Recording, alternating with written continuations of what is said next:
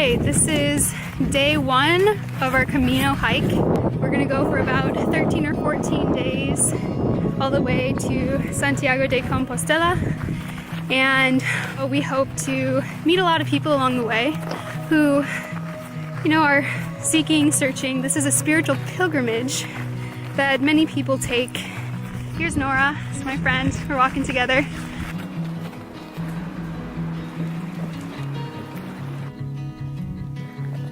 It is day 4 of the Camino.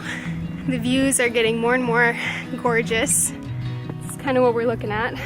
And our feet are getting more and more sore. I had a blister that covered my entire pinky toe yesterday, but today it's doing a lot better. I bought some great shoes, great new hiking boots. I think that'll be my saving grace.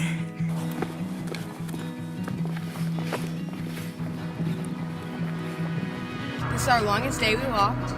Alyssa and I had a really awesome conversation with this guy from France. He's just searching all different religions, and we got to share Jesus with him, and then we got to pray for him, and I'm really sure that Holy Spirit touched him. You could just see it on his face. It is day 7 of the Camino. Already this morning I've had a cool conversation with a guy from the Ukraine. Pretty quickly we got to talking about faith. He was very open. Found out that he really is into Buddhism, kind of believes that every religion that's based on love leads to the same place.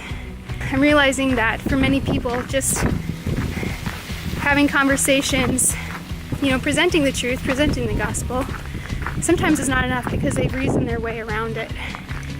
But I want to give them something that they can't deny. An encounter with God.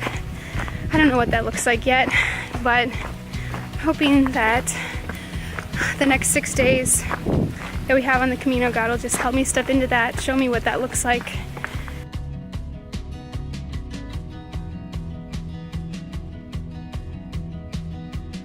So it is another beautiful morning here on the Camino, and I just want to share a really cool story from last night.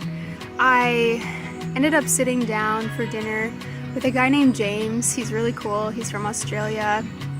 And we just ended up talking about a lot of things, including faith. And he was saying that he just has a lot of questions in his mind, too many questions about God to believe in him right now. But he grew up Catholic, and someone in his family had gotten really sick, and it had a lot of negative effects on everyone, and she ended up passing away. And at that point, he kind of was like, why would I believe in a God like that? So I just got a chance to just explain to him that God is a loving God. One of my favorite pastors says that Jesus is perfect theology, and when he walked around on the earth, he healed everyone he came into contact with.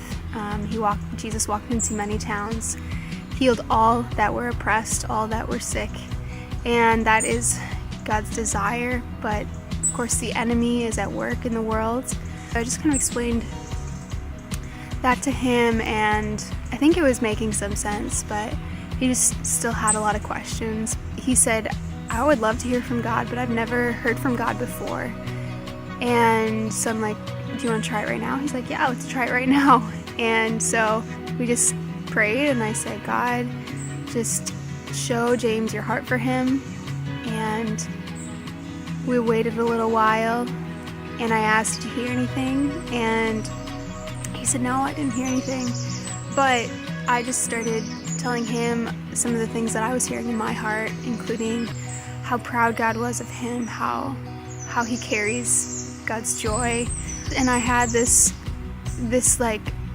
feeling in my heart of how the weight of God's love for him, and I just kind of started tearing up, and James started tearing up, and I was just like, God is chasing you, he's pursuing you. Multiple people here on the Camino have just talked to him about God, about Jesus, and I said, that's not an accident. God is after you because he loves you so much. There were tears coming down his face, and I just gave him a big hug and said, that's God's love for you. And as I walk today, just interceding, just praying that there's more opportunities to love on this guy and show him more of who God is.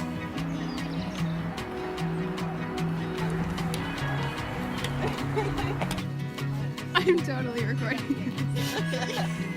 It is day 9 on the Camino, and we've been having some really cool times, fun times with our friend James. He showed up at the same hostel we were at last night. We first decided to make curry, but then we went to the store and they didn't have anything to make curry. So then we were gonna make homemade pizzas. And we started putting all the things that we needed for homemade pizza in the cart. It was a lot of money. So then we found this. Already ready-made pizzas that we're adding to make them better. It's a great thing. Tune in next time. Excited to see what happens over the next few days. It seems like he's gonna journey with us until Santiago.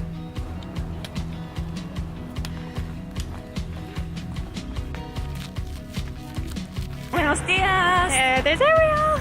We are about a mile away from our destination.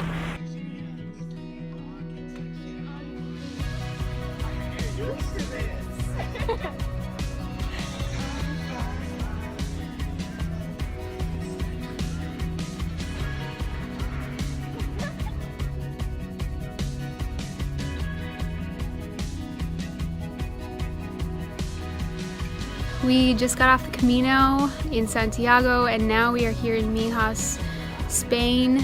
And I just wanted to give you a quick update on how everything ended. We arrived at the cathedral, we went to the mass, and our friend James traveled pretty much the last week with us, which was such a privilege and an honor. And we got to have a pilgrim's meal together at the end, send him on his way back to Australia with so much love and encouragement. And if he's watching this, I just hope he knows how his Camino sisters miss him, and how much we just wish the best for him. But I learned a lot about inviting people into community, inviting people into what it looked like to love people really well in the way that Jesus does, what it looks like to journey alongside people, literally walk alongside people where they're at. So overall, I'm just so thankful for our Camino experience, and it was so fun to be part of that this month on the World Race.